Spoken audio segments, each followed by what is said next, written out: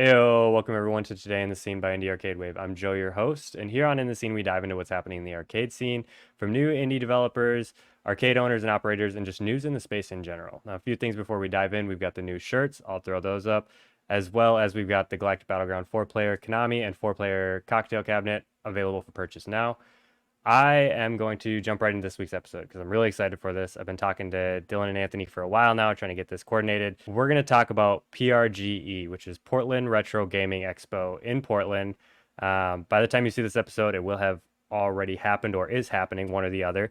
And I'm excited for this because I got invited to hold a panel about indie games, and I get to bring a bunch of indie arcade developers out and we get to talk to people in Portland about this. So I'm going to bring on Anthony, who is the arcade coordinator, and he's also one of the owners of Ground Kontrol, and Dylan, who is the Ground Kontrol booth coordinator and a show contributor. So how you guys doing today? Hey, Joe. Howdy. Thanks for coming on. I know I've been talking to Dylan primarily about getting this going. We've been talking, I feel like constantly since the last interview we did. It's been like, every couple weeks we'll shoot a text and just see how everything's going. But I want you guys to introduce yourselves, Anthony, Dylan. Let us know who you are, first off, and then what was your first video game convention experience? Okay, me first. Go for it. Okay, my name's Anthony D'Andrea. I'm one of the co-owners of Ground Kontrol. I have three business partners that I own and operate Ground Kontrol with, and I am a contributor to the Portland Retro Gaming Expo on a volunteer informal basis. My first video game convention would be PRGE, actually. As a new owner and manager of Ground Kontrol, Chuck Van Pelt invited me to attend as a vendor. And it was just in a little building. There were more vendors than visitors at that point. It was still very early in 2005, I think. But I've participated in some way, some form each year since then. Hey, and I'm Dylan. I'm the promotions director at Ground Kontrol. So I do all of our events, set up like tournaments and fun promotions in the arcade. And I get to help get Ground Kontrol at expos and things like Rose City Comic Con just the other week. So at Portland Retro Gaming Expo, usually I'm the guy setting up Ground Kontrol's booth and selling shirts and just checking out the show. More recently, I've gotten a little bit more involved in helping kind of coordinate the arcade side of things and do stuff like reach out to you to set up an indie gaming panel. And I think that my first video game expo was probably also PRGE. I know that I went right when I was getting involved in Ground Kontrol. I think I just kind of came out to help out with the booth and check it out. And I was really interested in watching the Tetris World Championship. So that was a really fun memory from my first time. But yeah, I think at this point I've been out there maybe 8 or 9 years. Yeah, I'm really excited to see it. I've been to, I don't know, like 5 or 6 different conventions, multiple years on a lot of them, but I haven't been to any on the West Coast. It's all been like Midwest kind of. So I'm curious to see how you guys do it a little differently, and just to see Ground Kontrol. I'm really excited for that too. Let's talk about when PRG started. Like, I know Anthony, you said that was one of the first ones you went to when it was very small. So what do you know about like the origins of Portland Retro Gaming Expo? Well, PRGE actually predates my arrival in Portland. I know from the board members who originally founded it. It started as a Northwest gaming convention, like NWGC, something like that. It was more of a swap meet that they were having up in Vancouver in years prior. I couldn't tell you the exact year they started, but I know it was before 2005. It might have been 2003, 2002. And they gradually moved it down to Portland and started calling it Portland Retro Gaming Expo, and that's where it really started to kind of build steam. its origins were really as a swap meet, just, video game stores, video game fans, just really informal sort of fan get together where people would set up, their own makeshift booths on tables and buy, sell, and trade. There wasn't really much organization at first. It was really what you like.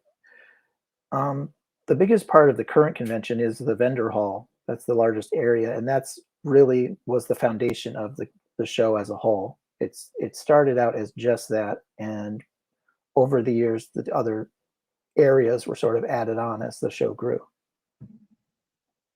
Yeah, I mean, I think it started like all good conventions do, and it's just a swap meet. It's just a handful of people meeting up. Like I interviewed Dan, who's one of the coordinators for Midwest Gaming Classic, and that was originally the Atari Jaguar convention that traveled to a different state every year. And they asked if they could host it 2 years in a row, and they were like, "No, we're just gonna move to the next state." And he was like, "All right, we'll just start our own." So it was. I think they had more people working than they had people show up, kind of thing. And it's just one of those things that it grows and snowballs every year. So you guys gave like a brief intro of what you do at Portland Retro Gaming Expo. Let's talk about a little more in depth about what you do there. So I know Dylan's kind of running the booth, helping coordinate a whole bunch of other stuff, and Anthony, you're a coordinator as well, board member. Let's hear a little bit more about like what your responsibilities are at the show. Um, well, for the past 10 or so conventions, um, let's see how to explain this. In the first 2 years, Ground Kontrol just was there as a vendor. Ground Kontrol used to buy, sell, and trade home consoles and games. And in 2005 and through to about 2009, our booth was set up we were there as a vendor only. Excuse me. But in an effort to promote the arcade and just sort of add a new layer to the show, we started bringing arcade cabinets and having them next to the booth. And other vendors started doing the same. And eventually we had just like a row of arcade games. And, this was all informal. There was no like prior coordination or anything. People just, did it because it was fun and to represent, another facet of gaming. And I thought I thought it could be another area of the convention on par with the vendors. So I approached the board about basically funding an initial investment to make the show bigger and add an area for free play. They had a console free play area already that was pretty decent sized by this time. 2008, 2009, the show really started to grow, where it used to be in a hotel conference room, then it expanded to be 2 conference rooms, and then it was 2 conference rooms and the hall down to some other rooms, where they were having panels and things. And to get it to the size where it could support an actual arcade, we put up some money to rent out the Oregon Convention Center for the first time. And that was the first time that the free play arcade really appeared. We just sort of kickstarted it like that. And it just snowballed from there. It's kind of mind-boggling how big the show is now. It always takes up 2 or 3 halls. It's always taken up 2 or 3 halls of the Oregon Convention Center since we started there. And this year they're adding even more conference rooms with the panels, and the free play area is now, besides having consoles and arcades, is going to have stages, tournaments for the first time. I feel like I'm getting off the subject, but every year it just keeps getting bigger. It's kind of shocking. The same way the Rose City Comic Con grew from being in a hotel conference room to, this massive hall filling event. But I think the key to getting the arcade area up to speed was involving commercial operators. It's really one of the only places where fans, private collectors, and operators are all sort of rubbing shoulders to like put something together.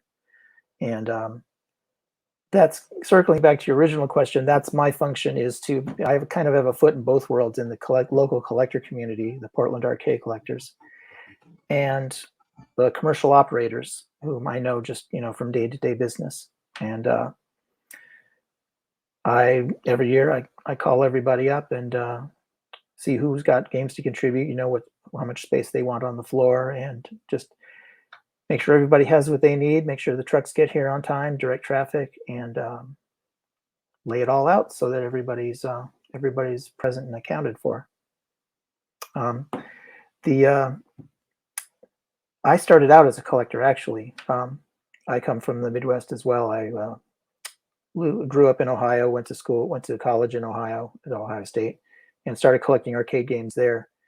And by the time I moved to Portland, Oregon, I had about 10 years of experience of collecting and operating arcade games, just as a hobby. So when I moved here, Ground Kontrol already existed. And of course, I became an instant fan and started hanging out there a lot. I was able to contribute to operating their arcade by providing some repair expertise and just helping them out on the arcade side of things. And that's how I got involved in Ground Kontrol. So in short, having a background in collecting and being a commercial operator helps me get everyone to join forces and just make a kick-ass arcade. Well, kick-ass arcade it is. It's it's really awesome. You're gonna have a blast checking it out this year. I'm thinking back to my first couple of PRGEs, just seeing arcade games that I didn't even know existed, and I was just starting to get into pinball, and to see, the majority of the pins there I'd never seen before. And on top of that, there would be some homebrew stuff, some kind of projects in progress, and indie arcade games. And that's the first time I really got into playing Killer Queen, I think. But anyhow, the arcade is awesome, and Anthony does a great job coordinating all of that. My involvement is definitely a lot simpler. I'm more so just saying, hey, we need to get this many games together. What do we have available that we can load up into a truck and bring out to contribute to the arcade? And so I work with Anthony a lot on that, and I try to get some cool Ground Kontrol merch that people would be excited about to sell. The past couple of years, we've done some. We've worked with some really awesome authors of video game history books, and done some signings, and met some really awesome people. Tim Lapatino did a book on the history of Pac-Man, and people came out to our booth to meet him and grab a copy of the book last year, and he did the Art of Atari a couple of years before that. So I'm more so focused on being at our booth and kind of directing traffic when people come to ask about some of the games that we have there, or if there's any game issues, sending them in the right direction. And selfishly, I take a lot of time to check out all the vendors, and I really enjoy the show. So I like checking out some panels. I will be in the audience at your panel, Joe. This year, we are going to have a rock band karaoke room, and that's something that we used to do at Ground Kontrol. It's one of the reasons I started coming to Ground Kontrol a long time ago. It's just a really fun weekly event that Ground Kontrol used to have. So it'll be fun to have that pretty much all weekend in one of the conference rooms. Some of our old regulars are going to help run that, and so yeah, I'm really looking forward to that. Speaking of bands, the Angry Video Game Nerds band is going to be there on Friday night, so that'll be interesting. We got a stage set up for that. And I kind of made a push this year as someone who's gotten pretty deep into competitive pinball. We're going to have the first IFPA ranked pinball tournament at the expo. So I don't run tournaments per se, but I help organize them at Ground Kontrol, and I've gotten pretty deep into that scene. Just a couple of weeks ago, I accepted the position as one of the Oregon reps for the IFPA, the International Flipper Pinball Association. So it's just really fun for me to see a tournament happen at PRGE. And I know that we'll have some pinball players who haven't checked out the show before come out and play, and then check out all the games in the free play arcade. So yeah, I mean, there's going to be all kinds of stuff going on that's going to be grabbing my attention, and lots of choices to make while taking breaks from work. I love it. Well, I'm sure I'll be cruising around the convention with you, sneaking away from the booth a little bit. But I'm really excited to see the arcade, especially. Like, I love going to conventions to see what games are there. Like, finding that game that you've never seen is always such a cool thing.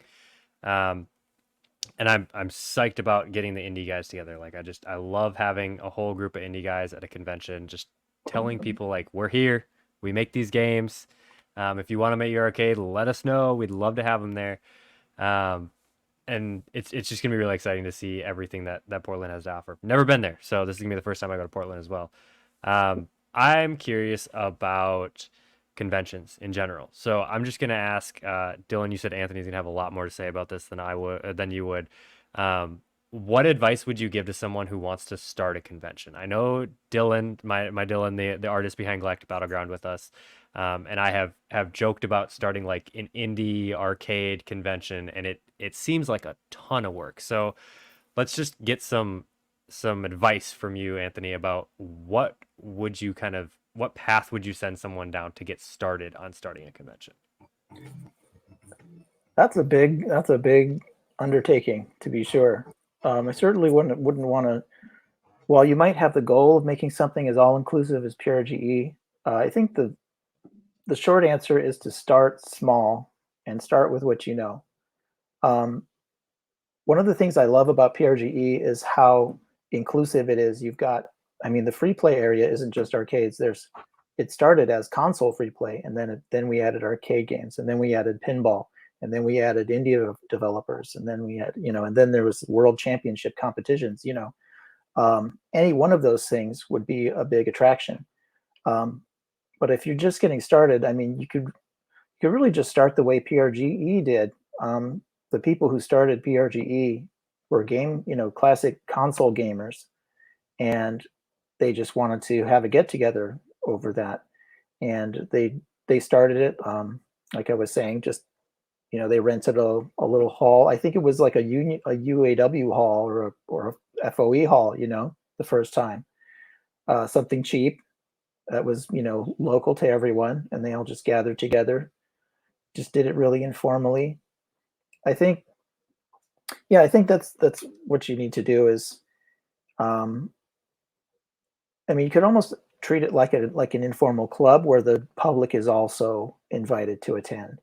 You need some organization as far as just like managing the public's experience of it. I mean, I think you could start just by having a group of friends get together and get the feel for it that way. If there's some organization, like create some sort of organization online, maybe.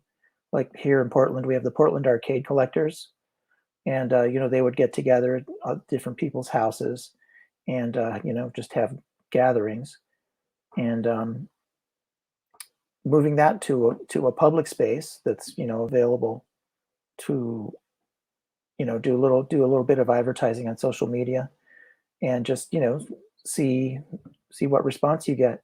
And when you've got newcomers, let them know about the organization, sign them up, make sure you can stay in touch with them, and continue the organization online through email, or I don't know if you do news groups anymore, but like PAC has a Google group that everyone uses to stay in touch with each other.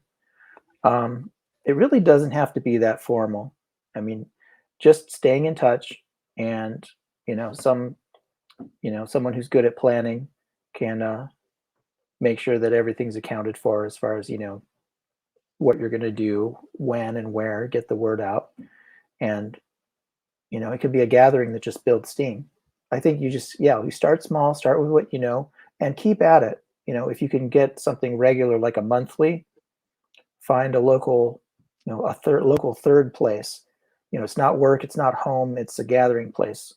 Like, we have coffee shops here and meeting halls and things. Um, just, get in one of those places and do it regularly, and see if you can build, kind of snowball it from there. Yeah, I think that's great advice. I mean, everything that's huge started small. So just Yeah, very start small. small. It's shocking, kind of Right. Like, shocking how small these things started out. I mean, you just look at Amazon. Like Bezos made that like in his bedroom about books, and now it's like the biggest thing like in the world. So I mean, Well, small he beginnings got create hundreds of huge thousands things. of dollars of loan money for that. I mean, Obviously, right, right. But you know, but start small, yeah, get but big.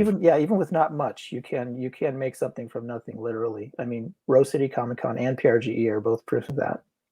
Yeah, and I mean, Killer Queen is proof of it too. You know, build one cabinet for an expo, and all of a sudden you have hundreds in the U.S. So, um, that's really all I had for you guys today. I just want to say thank you for coming on. Let's shout out PRGE social media so that people can either see how the show went or check the show out this year. Well, let's see. I'm not the social media guy, but I know some links. Okay, retrogamingexpo.com is the website for the show, and you just look up Portland Retro Gaming Expo on all the social media platforms. You'll see they post regularly on there, Yeah, before, during, and after. they're on Instagram quite a bit at Retro Gaming Expo. Sweet. I'll throw all the links down in the description so you guys can check it out. Thank you, Anthony and Dylan, for coming on to talk about PRG. I am so excited to come out there. Really excited for the panel. It's going to be such a good time. I've only got a couple more days till I get on the plane, so I'm just waiting. But thank you for coming on. For anybody that's still watching, don't forget to like, share, and subscribe. It helps us a ton. The wave will continue to grow, and we can all ride it together. And until next time, peace.